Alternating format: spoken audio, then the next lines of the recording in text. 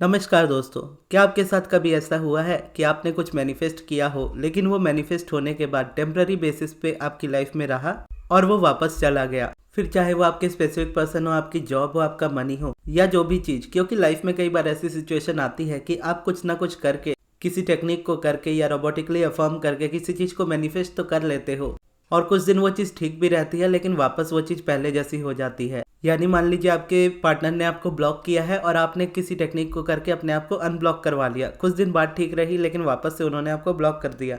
या फिर आपने अपना रिलेशनशिप मैनिफेस्ट कर लिया लेकिन कुछ दिन बाद वापस से वो चीज़ पहले की तरह हो गई। या फिर आपने अपनी जॉब को मैनिफेस्ट तो कर लिया लेकिन कुछ दिन बाद किसी रीज़न से आपको उस जॉब से निकलना पड़ा या सामने से निकाल दिया गया।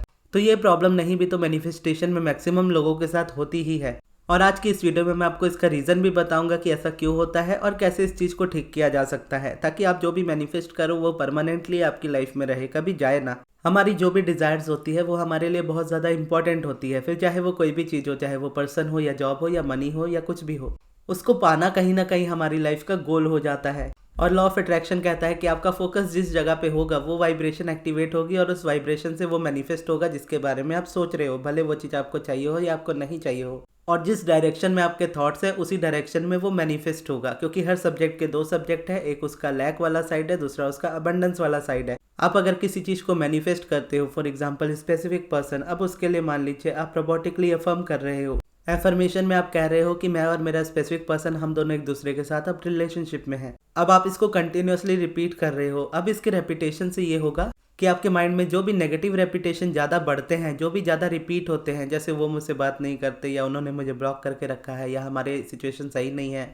या जो भी आपको करेंट रियलिटी में रीज़न लगता है, जब आप रोबोटिकली अफर्म करते हो इस चीज़ को तो आपका रेपिटेशन ऑटोमेटिकली कम हो जाता है पुरानी चीज़ों के ऊपर से, और उसकी वजह से एक न्यू रेपिटेशन जब स्टार्ट हो जाता है तो न्यू रेपिटेशन वाली चीज़ आपकी लाइफ में मैनिफेस्ट होती है। जो मैनिफेस्टेशन इस जगह पे स्पेसिफिक पर्सन की है, जैसे ये अफर्मेशन है कि मैं और मेरा स्पेसिफिक पर्सन, हम दोनों अब एक दूसरे के साथ रिलेशनशिप में हैं, इसको आप रोबोटिकली अफर्म करके आप अपनी रियलिटी तो बना लेते हो, लेकिन रियलिटी बनने के बाद ये चीज़ वापस पहले की तरह हो जाती है। यानी आपने मैनिफेस्ट तो कर लिया लेकिन प्रॉब्लम्स पहले से कहीं ज़्यादा आ गई। अब आपको लग रहा है कि फिर से अफर्म करना पड़ेगा मैनिफेस्ट करने के लिए, और ऐसे में क्या होता है कि आप अफर्म करते रह जाते हो। जब तक अफर्म करते हो तब तक वो पर्सन आपकी लाइफ में रहता है। जहाँ थोड़ा बहुत छूटता है या किसी भी रीज़न से छूटता है वो वापस चले जाते हैं, और फिर हर बार हमको लगने लगता है कि हम ही क्यों करें हमेशा ये चीज़, हम ही क्यों एफर्ट ले अपनी तरफ से, जो कि सच भी है।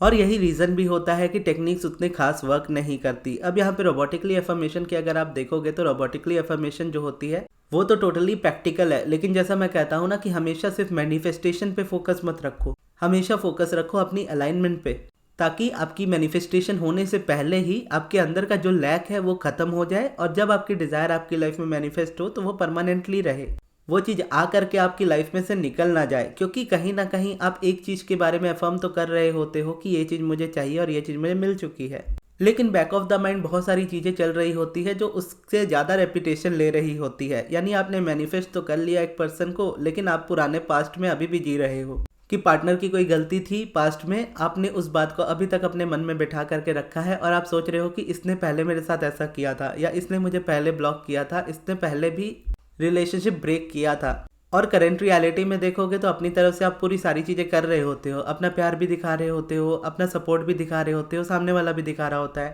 लेकिन बैक ऑफ द माइंड ये चीज़ें चल रही होती है कि कहीं ये दोबारा ना हो। या जब वो टूटता है, जब रिलेशनशिप टूटता है तो उसके बीच का जो पेन होता है वो पेन कहीं ना कहीं आपके साथ रह जाता है।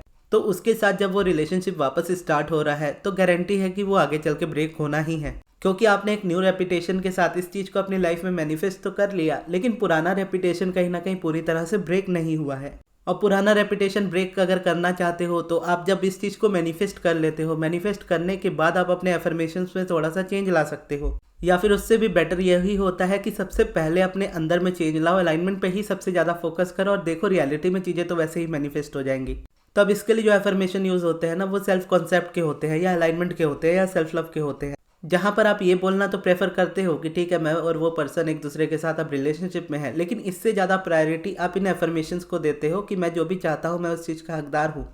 यूनिवर्स मेरी सभी डिज़ायर्स को हमेशा पूरा करता है, यूनिवर्स हमेशा मुझे सपोर्ट करता है, मेरे लिए मेरी फीलिंग सबसे ज़्यादा इंपॉर्टेंट है, मेरे लिए मेरी अलाइनमेंट सबसे ज़्यादा इंपॉर्टेंट है, मुझे किसी भी चीज़ को पाने के लिए एफर्ट लेने की ज़रूरत नहीं है, अगर मैं किसी चीज़ को यूनिवर्स से मांगता हूँ तो उसी वक्त वो चीज़ मेरी हो जाती है, क्योंकि यूनिवर्स कहता है whenever you ask it is always given. यानी जब भी आप यूनिवर्स से मांगोगे यूनिवर्स आपको दे देगा विदाउट एनी एक्सेप्शंस।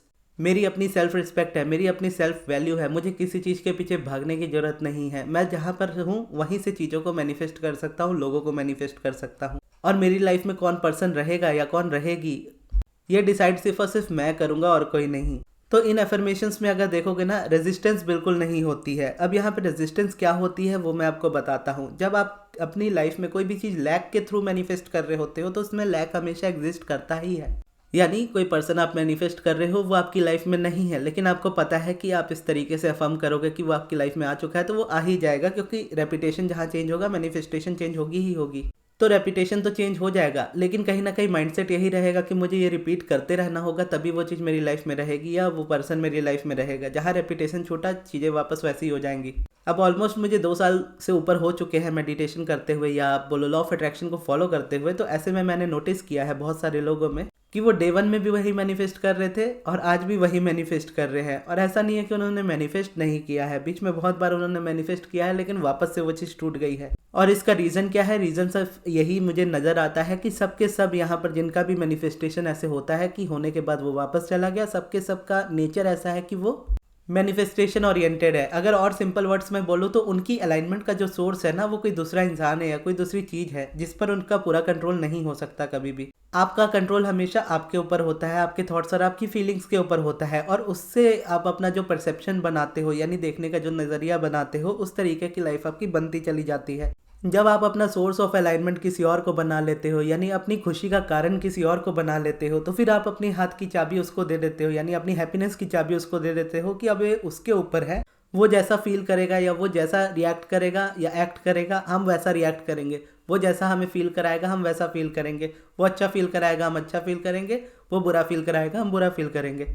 तो सारी जड़ अगर देखोगे ना परेशानी की, यहीं से स्टार्ट हो जाती है, क्योंकि यहाँ पर आपकी लाइफ के एक बेसिस से सबसे ज़्यादा छेड़छाड़ होती है। जैसे अब्राहम कहती हैं कि आपकी लाइफ का जो बेसिस होता है फ्रीडम होता है, फ्रीडम के बिना आप अपनी लाइफ नहीं जी सकते। और सिर्फ जब आप एसपी करते हो या मुझे जॉब चाहिए जॉब चाहिए जॉब चाहिए, इस चीज़ पे बहुत ज़्यादा फोकस्ड रहते हो कि मुझे ये चीज़ चाहिए, इसके बिना मेरी लाइफ तो है ही नहीं, तो ऐसे में होगा ये कि आपकी हैप्पीनेस हमेशा एक पर्टिकुलर टॉपिक पे जुड़ी रहेगी। वो चीज़ आपकी लाइफ में आएगी तो आप अच्छा फील करोगे, नहीं आएगी तो नहीं फील करोगे। अब इसमें से बहुत लोग मैनिफेस्ट कर भी लेते हैं, लेकिन उसके बाद उनको पता नहीं होता मेंटेन कैसे करना है, क्योंकि आगे चल करके फिर वो उस चीज़ को क्रिटिसाइज और ज़्यादा करने लगते हैं। यानी मैनिफेस्ट तो कर लिया, जैसे गवर्नमेंट जॉब है, मान लीजिए मैनिफेस्ट कर ली, अब मैनिफेस्ट करने के बाद अब वहाँ पे मन नहीं लग रहा, काम में पॉलिटिक्स हो रही है, लोग अजीब सी बातें करते हैं, कोई सपोर्ट नहीं करता है, वहाँ पर कोई अच्छा फ्रेंड नहीं है, काम का प्रेशर बहुत ज़्यादा है। अब जब आप मैनिफेस्ट कर रहे थे उस वक्त ये चीज़ें नहीं थी, उस वक्त तो सिर्फ अफर्म करते रहे कि मुझे ये गवर्नमेंट जॉब मिल गई है मिल गई है मिल गई है। अब वो मिल गई, अब मिलने के बाद क्या है,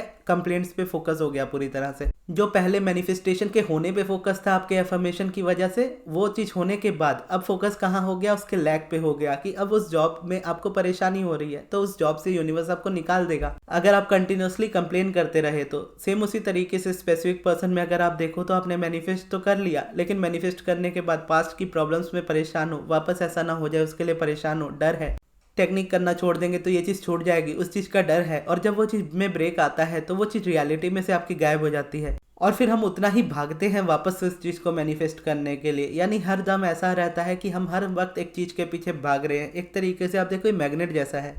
सबसे पहले यानी बहुत पहले बचपन की बात है, मैं अपने एक फ्रेंड के घर जाता था अपना ट्यूशन पढ़ने, तो उसके पास एक ट्रेन होती थी टॉम एंड जेरी वाली, यानी रेल की पटरी होती थी जो टॉय वाली हम बनाते हैं वो, और आगे उसमें जेरी होता था, पीछे उसमें टॉम होता था, और दोनों में मैग्नेट लगा होता था, और मैग्नेट को उल्टा लगाया होता था। जब मैग्नेट को आप आपस में लगाते हो तो वो आपस में सट जाते हैं यानी चिपक जाते हैं, लेकिन जब आप उसको अपोजिट रखोगे तो दूसरा वाला मैग्नेट क्या होगा, उससे आगे आगे भागता जाएगा, कभी भी चिपकेगा नहीं। और उसकी वजह से वो पूरी गेम चलती थी, क्योंकि मैग्नेट को उसमें उल्टा रखा गया था ताकि जब भी जेरी को आगे आगे भगाया जाए, यानी जब भी टॉम को उसके पीछे भगाया जाए जेरी के, तो जेरी हमेशा आगे आगे भागता जाए, क्योंकि मैग्नेट उसके ऑपोजिट लगा हुआ है तो कभी भी अट्रैक्ट नहीं होगा, आपस में सटेगा नहीं।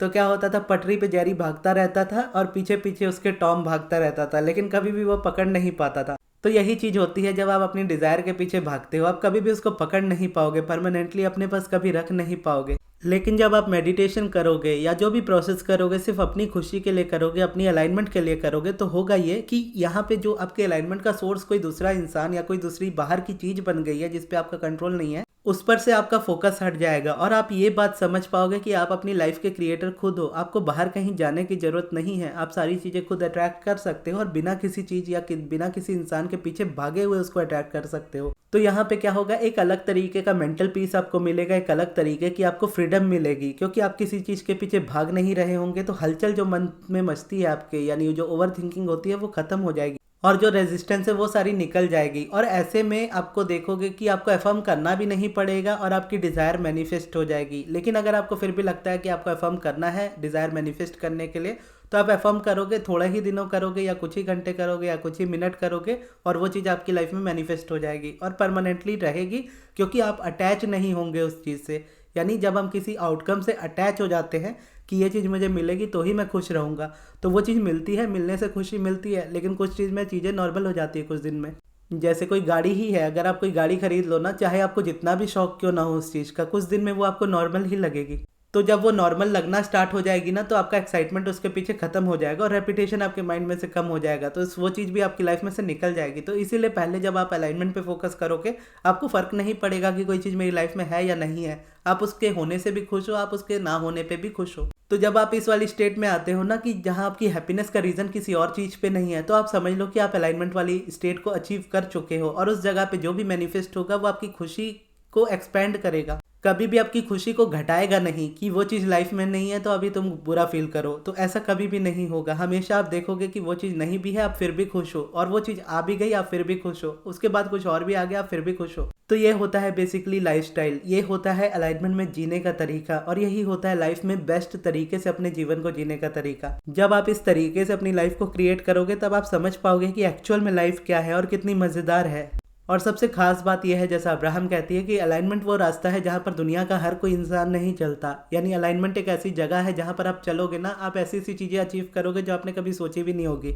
और इस रास्ते में आपको बहुत कम लोग हमेशा मिलेंगे, यहाँ पे कभी भी भीड़ नहीं मिलेगी, यहाँ पे कभी भी कंपटीशन नहीं मिलेगा, यहाँ पे कभी भी कुछ भी खोने का डर नहीं होगा। और ये चीज़ मैंने अपनी लाइफ में की है। मैंने मेरी लाइफ को मेरे हिसाब से क्रिएट किया है, जिस तरीके की लाइफ मैं चाहता था, और सिर्फ मैंने मेडिटेशन से इन चीज़ों को क्रिएट किया है। मेडिटेशन वो रोड मैप बनता है आपकी जर्नी में, आपको बताता है कि आपको आगे क्या करना है। मेडिटेशन से शुरुआत जरूर मेरी लाइफ की हुई, लेकिन उसके बाद कब पॉजिटिव एस्पेक्ट्स लिखना है, कब ग्रेटिट्यूड लिखना है, कब स्क्रिप्टिंग करनी है, कब सब्लिमिनल सुनना है, कब एफर्मेशंस का यूज़ करना है। अब इनका यूज़ जब भी करना होता है ना, तो मैं अपनी इम्पल्स से समझ पाता हूँ कि इस वक्त मुझे क्या करने की ज़रूरत है और क्या चीज़ छोड़ने की ज़रूरत है। फिर जब मैं समझ जाता हूँ, मैं करता हूँ, तो जो चाहिए होता है मुझे इजीली मिलता है। और ये मैंने पूरी अपनी वीडियो में बताया था कि मैंने मेडिटेशन से कैसे और क्या क्या मैनिफेस्ट किया है पूरा अपनी लाइफ में। तो वो वीडियो अभी आपके स्क्रीन पे आ रही है, अगर आपने नहीं देखी है तो आप देख सकते हो। और ये वीडियो आपको कैसी लगी कमेंट्स में बताइएगा।